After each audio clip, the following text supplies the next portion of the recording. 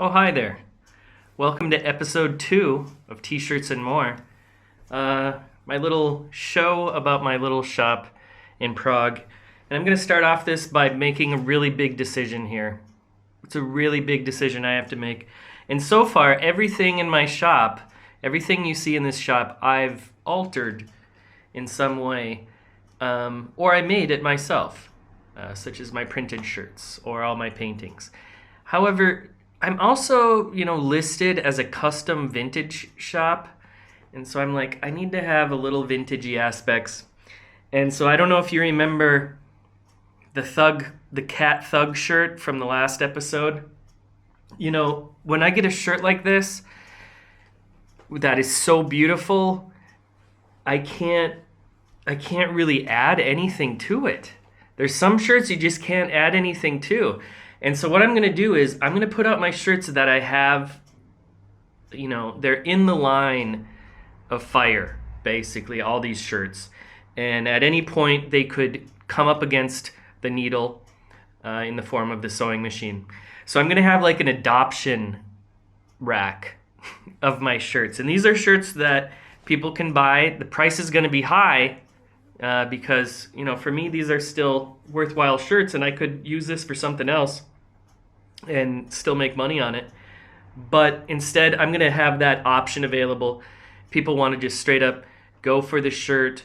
They're going to have to pay a premium price. But they could save, for instance, this thug cat from their last days.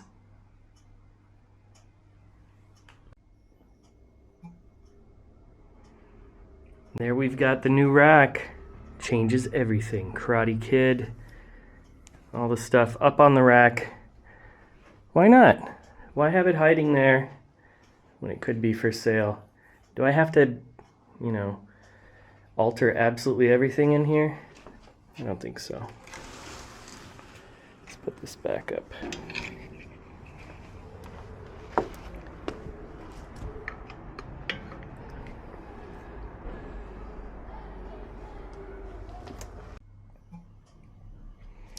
With this shirt here, it's really thin. Like the fabric itself is not very thick at all. So I'm gonna put some backing on it, iron that on, and then just zap out these letters. You can work with this face too, like make a smiley face or something with that as well.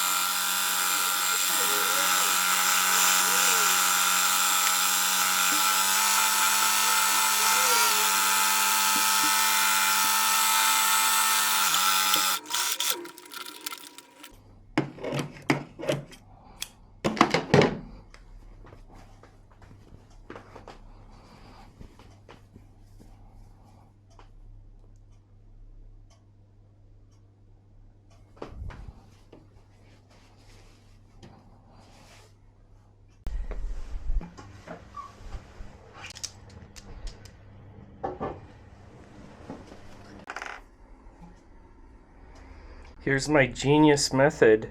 Here's my app, my to-do app. Yeah, that's how I break stuff down. So every day I grab, if there's a DVD in the free library, I always get it. And what today's, this is in English too. It's in English, French, and German.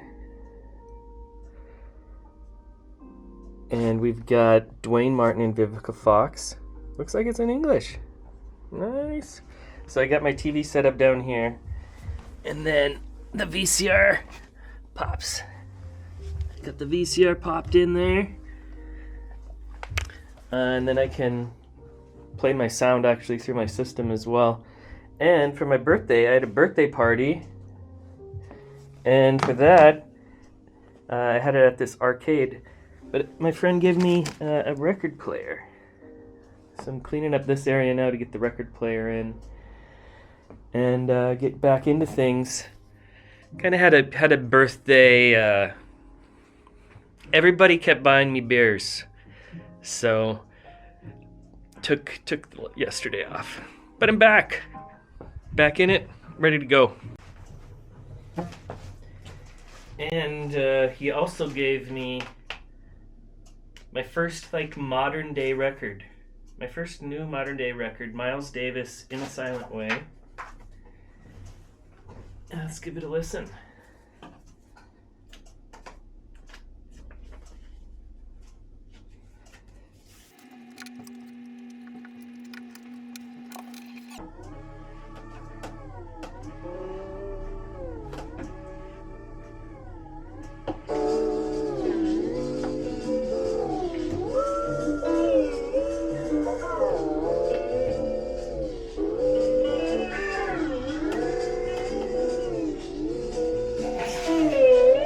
Are you serious, bro? Something in there. Hold on. That is a little warped.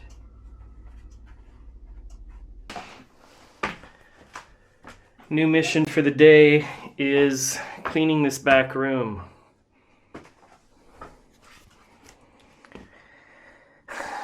These books, I've moved these books like a million times. I gotta get the books out because I need a place for people to change. Right, so I need a changing area because people always want to try stuff on. So I've been bagging all my books. I'm gonna have to get an Uber and just get these home. Get the space clean. So I can then hopefully find my cable for the scanner. Yay! This is how this all started. Can't find the cable, you start looking, then you realize there's a mess, and then you start cleaning, and all of a sudden you've got bags full of books. I got the cable on track. Cleaned up this area. It's not terrible. You could come back here and be like, okay, I'm gonna get dressed, gonna change in here. Mirror situation obviously needs to be there. Mirror's got to go there.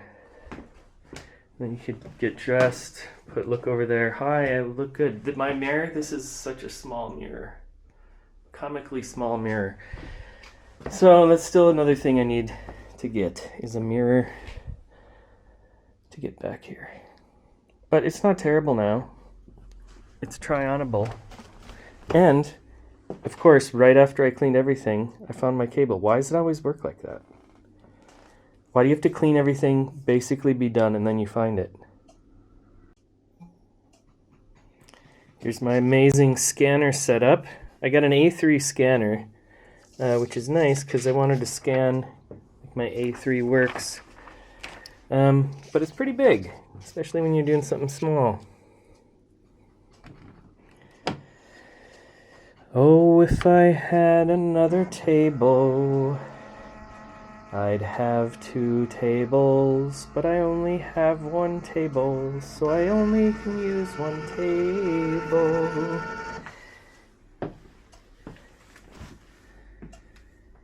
Okay.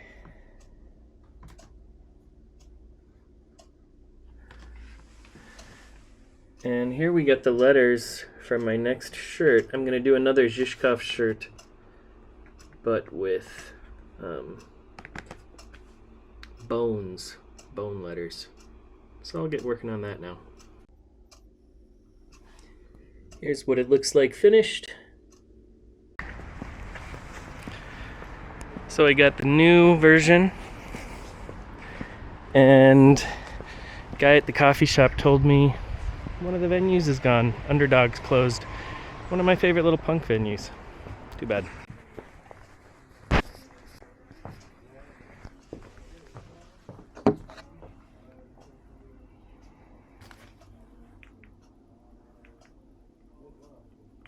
And if you don't have standing to bring a case, then again, that's on you. The problem is that it's an allocate. Can I answer one question at a time here?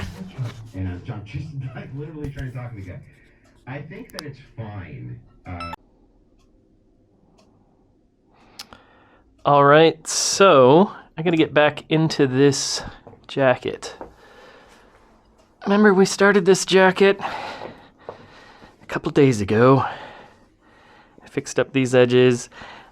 I dyed it with yellow to make it more green, and I think I've tricked myself, but I think it literally actually looks greener. All this obviously turned yellow. But now I'm gonna do some camo on it. And the way I'm gonna do that is by my nice little room back here now. Man. I'm gonna do it by just cutting up a piece of paper. I like to use this thicker stock drawing paper. Kind of looks like this. And this it's just thicker. I can make a better stencil with it. But as always, everything is constantly moving. And then after that, I'm gonna paint on this because it's pretty ugly. But it's got a big area to paint on, so that's good.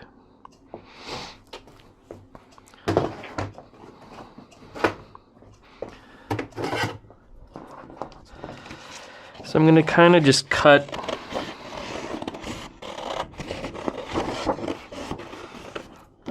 what I imagine to be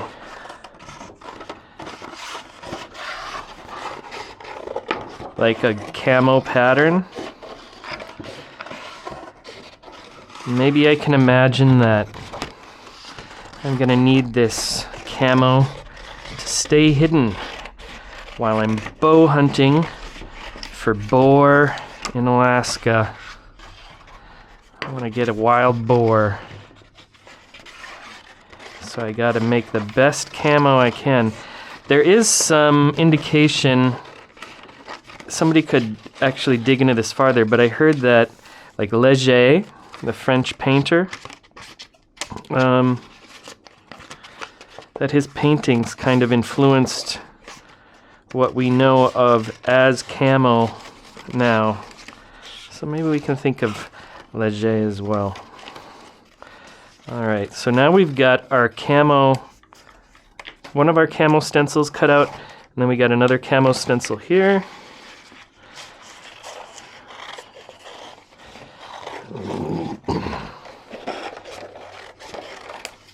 Cool.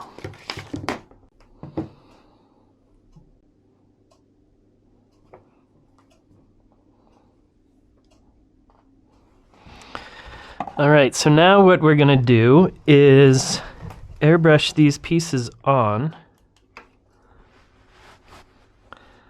And I can kind of see.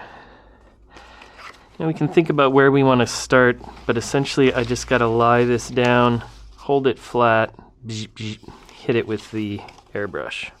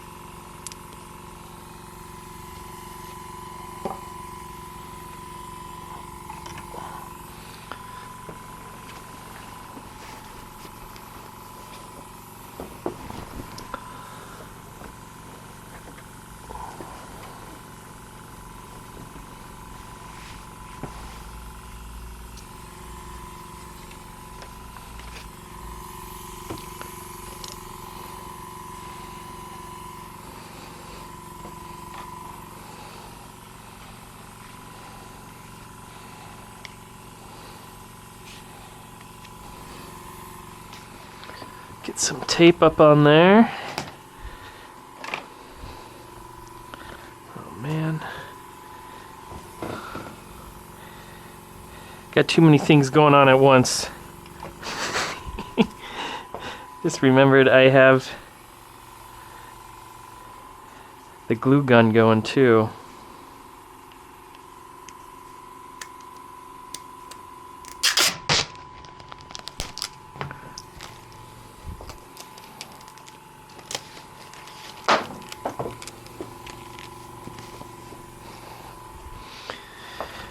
Glue gun rolling.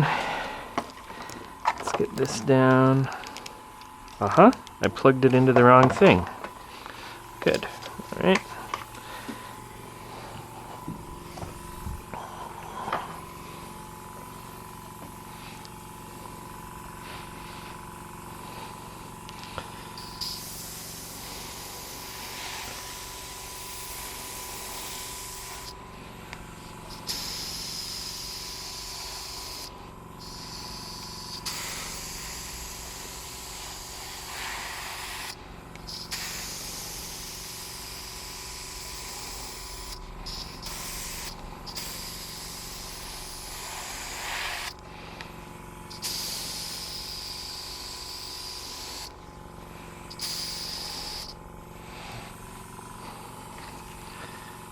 It gets us this kind of an effect.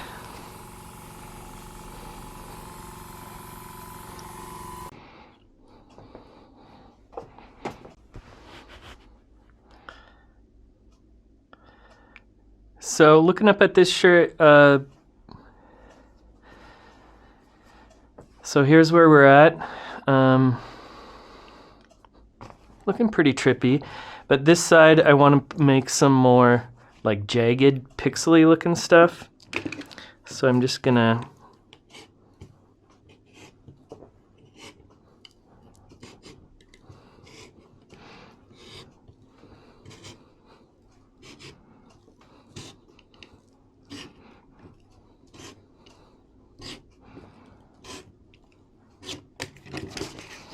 there we go.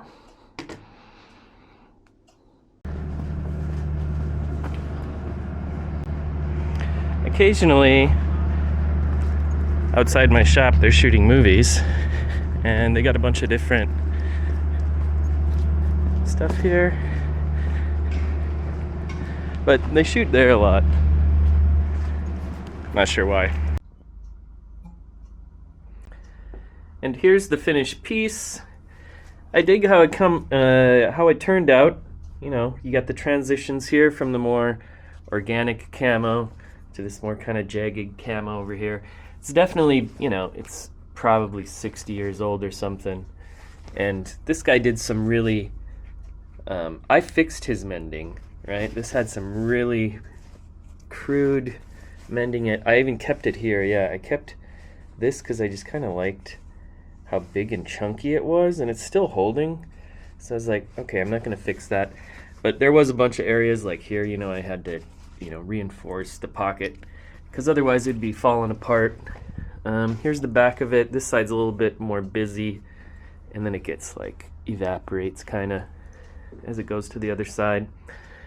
But yeah, overall I'm pretty happy with how it turned out, and thanks a lot for watching episode 2 of T-shirts and more.